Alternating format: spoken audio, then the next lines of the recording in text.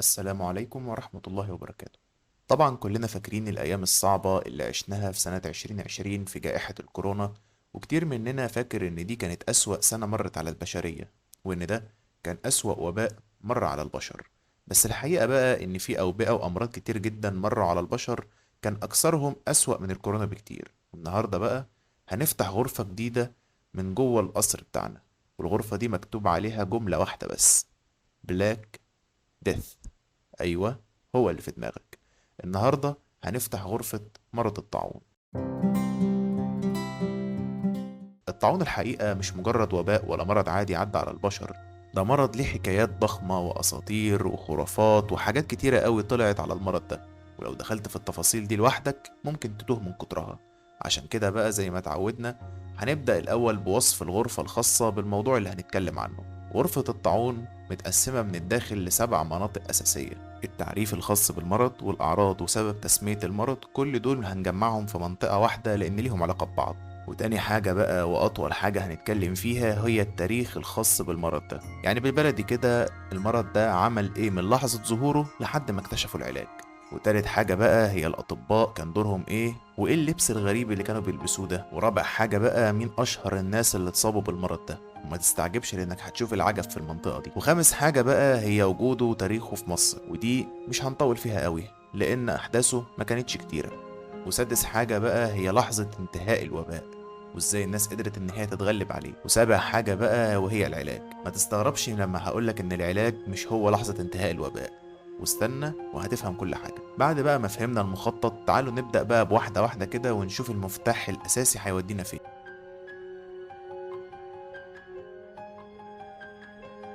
في تعريف المرض ده، هو مرض بكتيري بتسببه بكتيريا حيوانية المنشأ اسمها البكتيريا اليرنسية الطاعونية.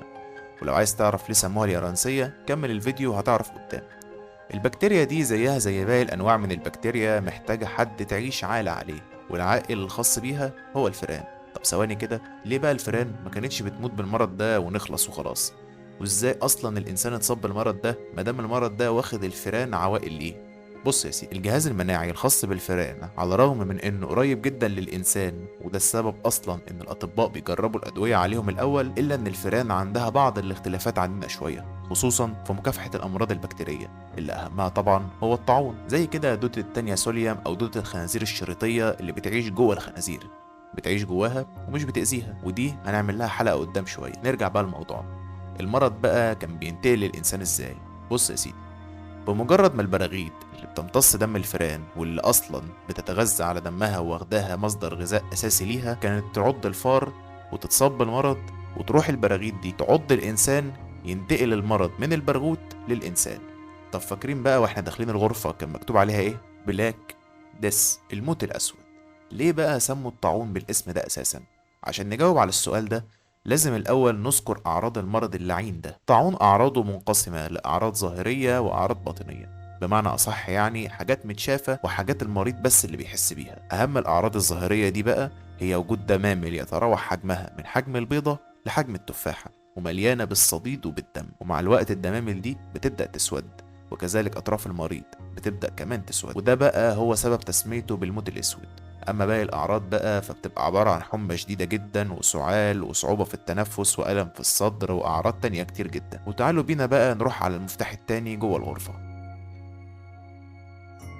لو فاكر إن الطاعون بدأ من القرون الوسطى زي ما الناس كتير قالت، فأحب أقولك إنه لأ، الطاعون ظهر من آلاف السنين، وتحديدا يعني زي ما قال دكتور بين كراوس كيورا من جامعة كيل الألمانية إنه تم اكتشاف حفرية لإنسان مات من تقريبا 5300 سنة، وبعد تشريح الحفرية دي اكتشفوا إن الشخص ده كان مصاب بمرض الطاعون، وبرضه السبب هو اللدغ من برغوث حامل للمرض، ومات بعد 5 أيام بس من الإصابة.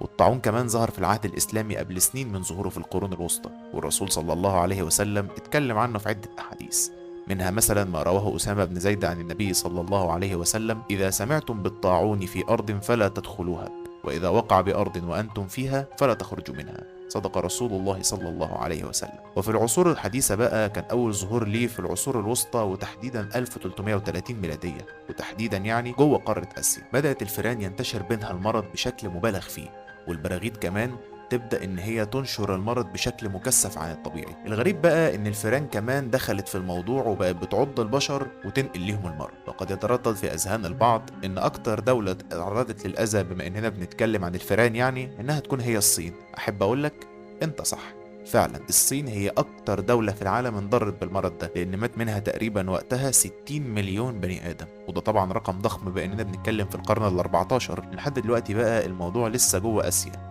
طب انتشر ازاي بقى بين كل دول العالم؟ في الفترة دي كانت في جماعة بربرية وحشية بتجوب البلاد طولا وعرضا وتاكل الأخضر واليابس في طريقها، ما تفرقش كتير يعني عن المرض اللي احنا بنتكلم عنه. أيوة، هما اللي في بالك، المغول أو التتار. المغول والتتار بقى بما إنهم كانوا بينتقلوا من حتة لحتة عشان يستولوا على البلاد اللي حواليهم، فكانوا هم أكتر ناس معرضين للإصابة بالأمراض دي من خارج البلاد اللي انتشر فيها المرض. بس تفتكر المرض ده وقفهم؟ أحب أقول لك بقى إنه العكس تماما، إنهم استغلوا المرض ده لصالحهم أبشع استغلال ممكن تشوفه. لأنه في سنة 1347 وتحديدا في مدينة كافا في اليونان جت معلومة للقائد المغولي جاني بيك خان إن كل أعراض الطاعون اللي سمعوا عنها قبل كده من حمى ودمامل وسواد في الأطراف ظهرت على كتير من الجنود عندهم. وهنا بقى قرر قرار يدل على إنه فعلا من نسل جنكيز خان، واحد من أبشع الناس اللي جم في تاريخ البشرية، وهو إنه أمر الجنود السلام إنهم ياخدوا جثث زمايلهم المرضى ويرموهم بالمنجنيق داخل المدينة كنوع من الحرب البيولوجية يعني بمعنى أصح.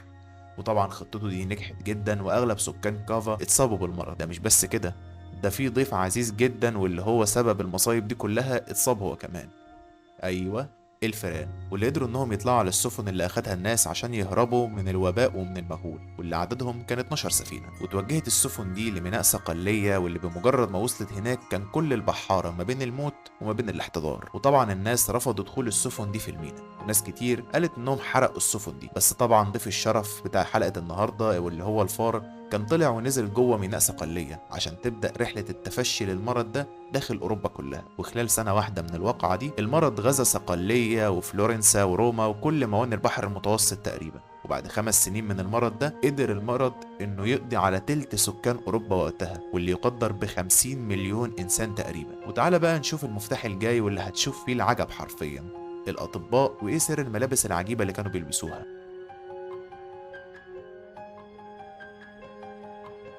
الحقيقة بقى إن وقتها إن الطب ما كانش متطور بالشكل اللي احنا عليه النهارده، لدرجة انهم وقتها ما كانوش اكتشفوا علم الامراض ولا علم البكتيريا ولا الطفيليات ولا كل ده اساسا. ده مش بس كده، ده ما كانوش عارفين اصلا ان المرض ده بيتنقل من الفئران. طب كانوا بقى فاكرين انه بينتقل ازاي؟ بص يا سيدي، طلع وقتها بقى عدة نظريات، اهمها انهم استخدموا الفراخ عشان تمتص المرض من جوه المريض عن طريق وضعها على منطقة الدمامل دي، ولو ظهر عليها المرض يبقى كده المريض ده خف. وكمان كانوا مفكرين ان لو واحد مصاب حضن واحد سليم المرض ده هيسيب المريض ويروح للمصاب، واستخدموا الخرفان للمهمة دي. فبقى كل يوم واحد يروح ياخد خروفين بالحضن كده على امل انه يتعالج طبعا. وطبعا الطريقة دي ادت لانتقال الامراض منهم للخرفان. ووقتها بقى حصلت ازمة صوف في اوروبا كبيرة جدا، ولك ان تتخيل يعني ايه مفيش صوف في دول زي دول اوروبا. والنظرية الاشهر بقى ان المرض ده بينتقل عن طريق الهواء الفاسد.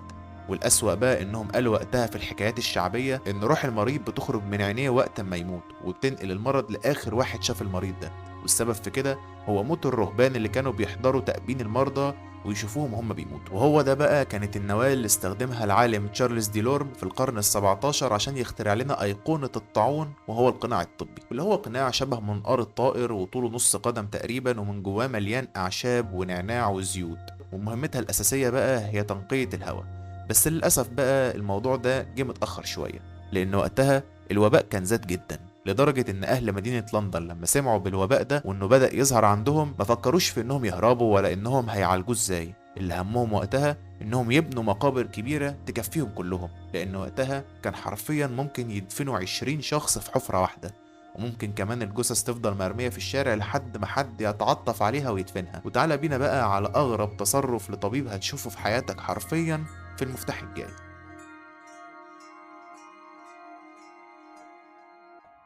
الموضوع ما وقفش على الناس الغلابة بس ولا على عامة الشعب، لا، ده أصاب ناس كتير جدا وأصحاب مناصب كبيرة، وأهمهم كان الطبيب الفرنسي جيبي شوليه، الطبيب الخاص للبابا الفرنسي، واللي اتصاب بالمرض أثناء إشرافه على بعض الحالات، واللي توصل لطريقة إلى حد ما ساهمت في العلاج، وهو إنه يحاول يفرغ الدم والسوائل اللي جوه الرئة عنده واللي المفروض إن المرض جواها عن طريق حاجة شبه الكاسات الصينية السخنة. وبالفعل قدر انه يعالج نفسه، بس الحكاية دي ما نفعتش مع كل الناس، بس على الأقل يعني خففت من حدة المصيبة شوية. الطبيب ده بقى علشان يحمي البابا الكبير بتاعهم، واللي وقتها أخيرا فهموا إن الفئران هي سبب المرض، بعد ما الطبيب ده أخد إذن من البابا بعد ما اتعالج إنه يشرح جثث الموتى، ودي كانت حاجة ممنوعة تماما في وقتها. الطبيب ده بقى علشان يحمي البابا عمل إيه؟ قام الطبيب ده حط البابا وحاوطه بنار لمدة 4 شهور كاملين، وفعلا البابا ما اتصابش بالمرض لأن الفئران ما قدروش يدخلوا له. دماغهم جامدة برضه الفرنسيين دول. طب تعالوا بقى نشوف المصريين عملوا إيه وقت ما جالهم الوباء ده، وهل كانوا زي الفرنسيين فعلا ولا إيه دنيتهم؟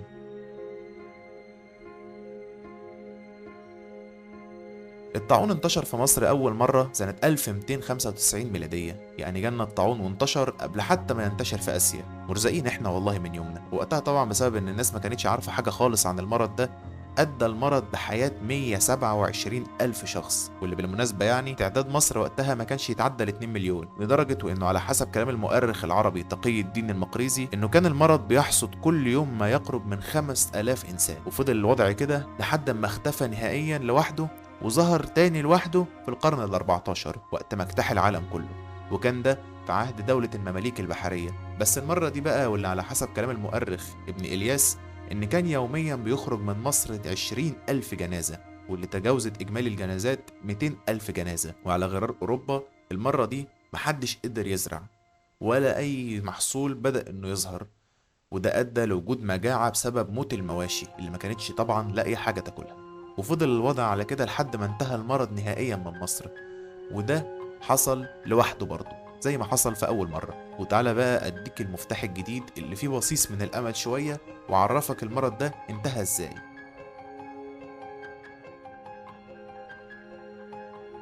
الحقيقة مش عايز أصدمك وأقولك إن المرض ده انتهى علشان لقوا له علاج، ولا حتى إنهم قضوا على السبب وهي الفئران. الحقيقة بقى إن المرض ده بطبيعته، واللي زي ما ذكرناها في أول الفيديو، إن المرض بيجي من بكتيريا يرنسية، واللي بالمناسبة هتعرف اتسمت ليه كده كمان شوية صغيرين. إلا إن المرض ده بقى تحديدا البكتيريا اللي بتسببه بتموت لوحدها بعد فترة، وهو ده بقى اللي أدى لانتهاء المرض اللي عانت منه البشرية لسنين طويلة، وقضى تقريبا على تلت سكان أوروبا وما يقرب من ربع سكان العالم. تعالى بقى أعرفك إجابة السؤال اللي عمالين نقوله من أول الحلقة.